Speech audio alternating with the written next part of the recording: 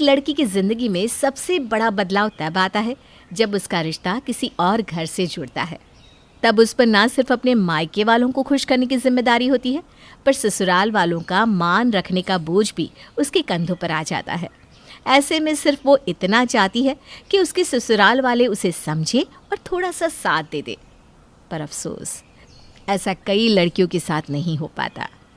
वर्षा इस साल 25 की हो चुकी थी और उसके पिताजी ने उसका रिश्ता मानव के साथ, जो कि एक इंजीनियर है, उसके साथ तय कर दिया। अब आपकी बेटी हमारी हो गई भाई साहब। वर्षा, अब कुछ ही वक्त के बाद तुम अपने ससुराल आ जाओगी। हाँ भाभी, हम सब आपका बेसब्री से इंतजार करेंगे। हाँ, क्यों नहीं। बस कुछ ही महीनों बाद हम शादी का मुहूर्त निकलवा लेंगे। हाँ, तब तक आपकी भी बेटी के लिए जो बनाना है बना लीजिए। वैसे हम तो दहेज के सख्त खिलाफ है, लेकिन अब आप भी अपनी बेटी को खाली हाथ तो निकालेंगे नहीं, क्या भाई साहब? जी जी, सही बात है बहन जी। हाँ बहन जी, हमसे जो भी हो पाएगा हम उससे बेहतर ही करेंगे, आप चिंता मत कीजिए। अरे नहीं नहीं, चिंता किस बात की। देखिए, हमें कुछ नहीं चाहिए, आप जो देंगे अपनी बेटी को ही देंगे। मानव अब चले या वर्षा को ही निहारता रहेगा? वर्षा खुश थी, उसे मानव जैसा एक अच्छा जीवन साथी मिल रहा है। पर कहीं ना कहीं उसके मन में कुछ संकोच भी था। जिस तरह से उसकी होने वाली सास ने उसके पिताजी से शादी की तैयारियां करने को कहा था। पापा, मेरी होने वाली सास ने आपसे ज़्यादा कुछ तो नहीं मांगा ना? अरे नहीं नहीं बेटा, ऐसा कुछ भी नहीं है। और तू ना चिंता मत कर, तू तो बस आने वाली ज़िंदगी के सपने देख, ये सब हम देख लेंगे। पापा, फिर भी आप खुद पर ज़्यादा बोझ मत लीजिएगा। मैं हूँ ना, मैं अपनी जॉब से सब कुछ कर लूँगी। अरे तू चिंता मत कर वर्षा, तेरे पापा और मैं सब संभाल लेंगे। वर्षा एक सुलझी हुई, पढ़ी लिखी और अपने पैरों पर खड़ी हुई लड़की थी। उसका रिश्ता पक्का होने के बाद मानव और वर्षा आपस में बात करने लगे थे। अच्छा वर्षा, मैं ये कह रहा था कि अब तुम जॉब क्यों नहीं छोड़ देती? अब तो हमारी शादी होने वाली है। हाँ, पर अभी हमारी शादी में कई महीने बाकी हैं मानव। मैं अभी से जॉब क्यों छोड़ दूँ? पर अब तुम्हें घर के कामों पर ध्यान देना चाहिए ना। शादी के बाद तो तुम्हें यही करना है। शादी के बाद मैं सोच रही थी जॉब नहीं छोड़ूंगी, पर घर से ही काम करूंगी। तुम नहीं चाहते क्या मैं घर से काम करूं? मुझे नहीं लगता मेरी माँ को ये सब पसंद आएगा। मैं तुम्हारी राय पूछ रही हूँ मानव। तुम भी तो पढ़े लिखे हो, क्या तुम भी नहीं चाहते कि मैं भी अपना करियर बनाऊं? इस बारे में हम बाद में देखेंगे। देखते हैं मेरी माँ शादी के बाद क्या कहती है। मानव ने वर्षा के सवालों का ठीक से जवाब नहीं दिया। इस बात का वर्षा को काफ़ी बुरा लगा, लेकिन उसने मानव से कुछ नहीं कहा। कुछ दिन ऐसे ही चलते रहे। अब मानव के साथ वर्षा की होने वाली सास और ननद भी उसके साथ फ़ोन पे बात करने लगे थे। जी जी, मैं ठीक हूँ मम्मी जी, आप कैसी हैं? हाँ, मैं भी ठीक हूँ। ये क्या बात हुई, तुम तो मुझे फ़ोन ही नहीं करती कभी। नहीं नहीं, ऐसी कोई बात नहीं है मम्मी जी। मैंने सुना तुम अभी भी काम पर जाती हो। ऐसा ही चलता रहा तो तुम घर का काम कब सीख पाओगी बेटा? हैं? अब ये बाहर का काम और नौकरी छोड़ो और घर के काम और खाना बनाना सीख लो। जी मम्मी जी, आप चिंता मत कीजिए, मुझे काफ़ी कुछ आता है। मेरी माँ ने सब कुछ सिखाया है। अच्छा, तो ठीक है फिर। अच्छा, मैं ये कह रही थी कि तुमने शादी के लिए चीज़ें लेना तो शुरू कर दिया ना? मैं कुछ समझी नहीं मम्मी जी। अरे मेरा मतलब है गहने, कपड़े, ससुराल वालों के लिए तोहफे, यही सब। मैं ये कह रही थी कि जो भी तोहफे आप लोग हमारे लिए डालो ना, वो अच्छे महंगे वाले होने चाहिए, ठीक है? ऐसा ना हो कि हमारी इज्जत चली जाए। पर सबके लिए तोहफे लाने की क्या ज़रूरत है मम्मी जी? अरे ज़रूरत कैसे नहीं, हमारी इज्जत का सवाल है। हमारे घर की पहली शादी है। तुम एक काम करना, सबके लिए तोहफों के साथ ड्राई फ्रूट्स के डब्बे भी डाल देना। अच्छा चलो, अब मैं रखती हूँ, बाद में बात करती हूँ। वर्षा की सास अब उसे आए दिन फ़ोन करती और वहाँ वर्षा का हालचाल नहीं बल्कि यही सब बातें हुआ करती थी। वर्षा को अब ये सब अच्छा नहीं लग रहा था, लेकिन उसके माता पिता उसे हर बार चुप करवा देते, ये कहकर कि ये सब तो होता ही है। अरे बेटी, अब तुम कुछ ज़्यादा ही सोच रही हो। ये सब तो हर समाज में होता ही रहता है। हाँ, और फिर बेटी को नहीं देंगे तो किसे देंगे? तुम हमारी इकलौती बेटी हो। माँ पापा, पर मुझे ये सब नहीं पसंद। आप मुझे दे या ना दे, बात वो नहीं है, पर उन लोगों का इस तरह बार बार कुछ न कुछ मांगना मुझे सही नहीं लग रहा। वर्षा, मानव इतना अच्छा लड़का है, तुम इन सब बातों पर ध्यान मत दो, ठीक है? तुम बस अपनी शादी की तैयारियां करो, खुश रहो बेटा। आपको नहीं लगता कि हमें उन्हें इस बारे में कहना चाहिए? ये तुम कैसी बात कर रही हो वर्षा? वो तुम्हारा होने वाला ससुराल है। अगर उन्हें किसी बात का बुरा लग गया तो, कहीं वो लोग नाराज़ हो गए तो? पर माँ पापा, मैं नहीं चाहती कि आप दोनों मेरी वजह से इतना सब करें। आप ये पैसा अपने भविष्य और बुढ़ापे के लिए बचा के रखिए। अरे माँ बाप पैसा कमाते हैं किसके लिए है? ताकि वो अपने बच्चों पर खर्च कर सके। तुम बस अपनी शादी की खुशियों पर ध्यान दो, बाकी सब हम देख लेंगे। वर्षा ने अपने माता पिता को समझाने की बहुत कोशिश की, लेकिन वो दोनों इन बातों को नज़रअंदाज करने के लिए ही कहते रहे। फिर वर्षा ने सोचा कि शायद वही कुछ ज़्यादा सोच रही है, इसलिए उसने भी इस बारे में किसी से कुछ नहीं कहा। लेकिन कुछ दिन बाद उसकी ननद का फ़ोन आया। हेलो भाभी, कैसी हैं आप? मैं ठीक हूँ, तुम कैसी हो? मैं भी ठीक हूँ भाभी। 2 दिन बाद मेरा जन्मदिन है, तो मैं चाहती थी कि आप भी मेरे जन्मदिन पर आए। हाँ हाँ, क्यों नहीं, पक्का आऊँगी पिंकी। वहाँ ना मेरी सहेलियाँ भी आने वाली है, तो मेरे लिए तोहफे में कुछ अच्छा सा और महंगा सा लाइएगा। मैं नहीं चाहती कि मेरी सहेलियों के सामने मेरी इज्जत कम हो जाए। पिंकी, तोहफा तो तोहफा होता है, उसमें कीमत नहीं देखी जाती। नहीं भाभी, आप मेरे लिए कोई महंगी ड्रेस, फ़ोन या कोई महंगी अंगूठी लाइएगा, जिससे मैं अपनी सहेलियों के सामने दिखा सकूं कि ये मुझे मेरी भाभी ने तोहफे में दिया है। पिंकी, ये तुम कुछ ज़्यादा ही मांग रही हो।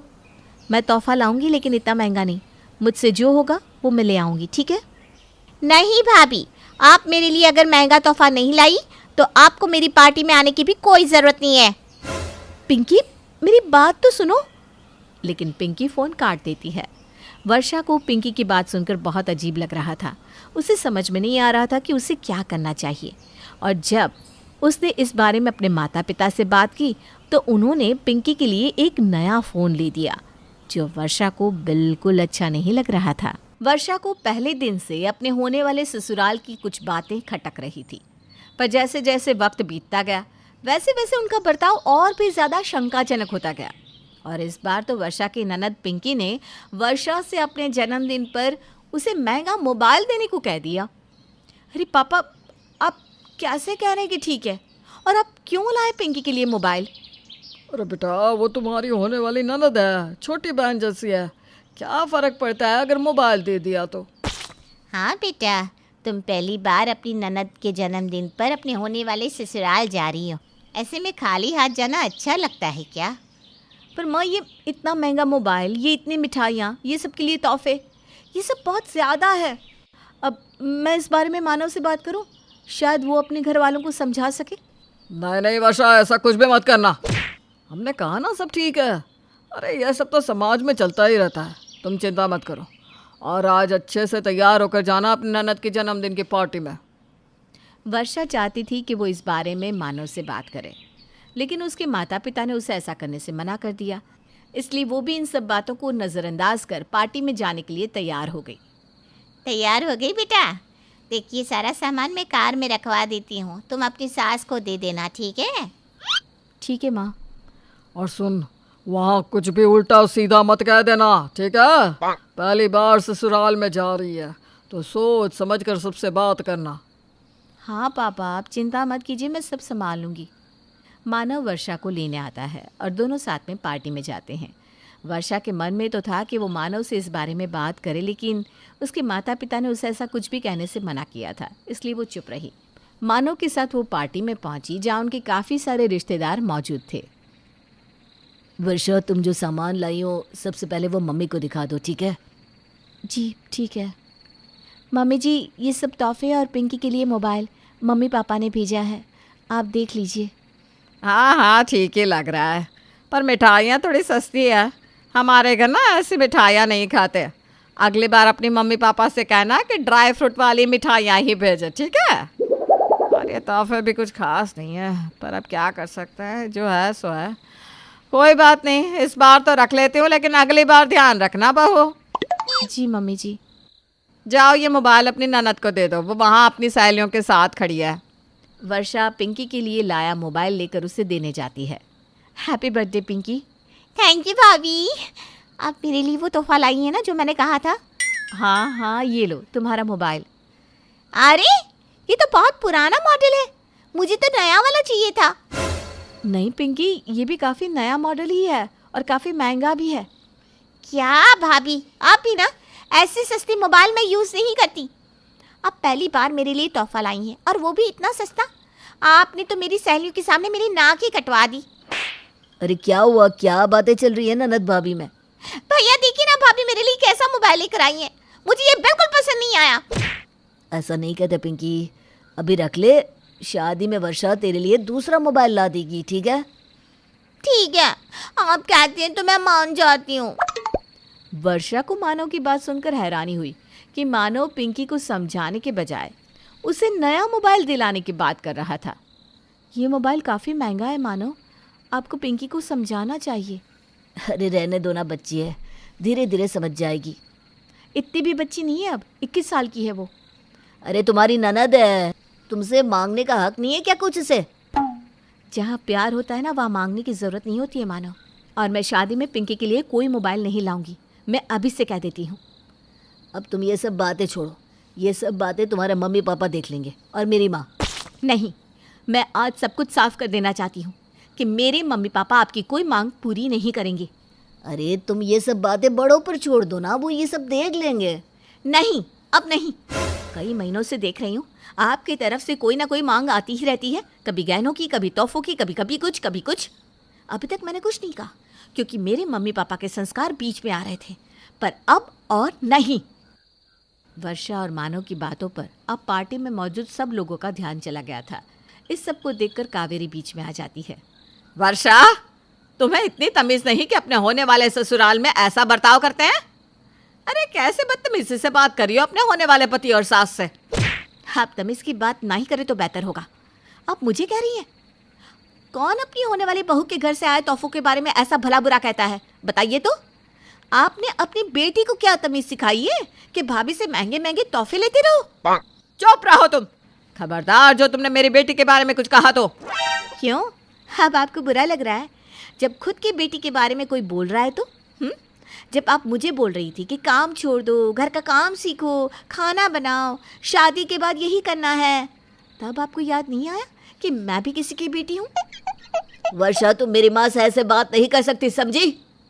और कोई भी मेरे माता पिता से ऐसे पेश नहीं आ सकता। उनसे अलग अलग चीज़ों की मांग करना, तोहफे लेना, गहने लेना, तब तुम्हें याद नहीं आया कि वो मेरे माता पिता हैं।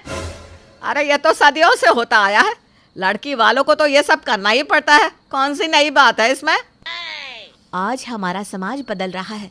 आज लड़कियां बिचारियां नहीं हैं, अपने पैरों पर खड़ी हैं। इसलिए मैं इस सब चीज़ों का विरोध करती हूँ। बेहतर होगा ये सब बातें हम बड़ों पर छोड़ दें। जब शादी हम दोनों की हो रही है तो फैसला भी तो हमारा ही होना चाहिए ना।